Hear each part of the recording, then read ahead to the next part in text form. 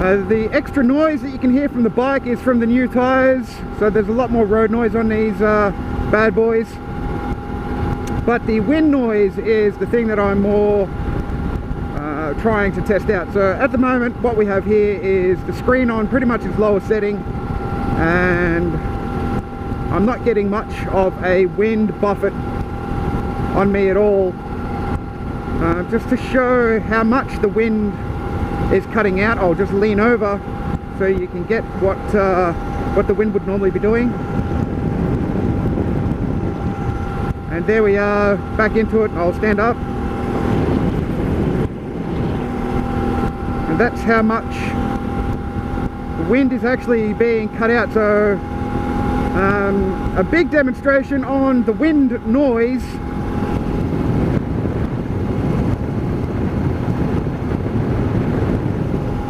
Compared to behind the screen at about 110 kilometers an hour. Yes, I'm speeding. Or about 65 odd, thereabouts miles an hour. Okay guys, this is Andy Pandy. This screen is, by the way, a Givi Airflow front screen for the 650 V-Strom.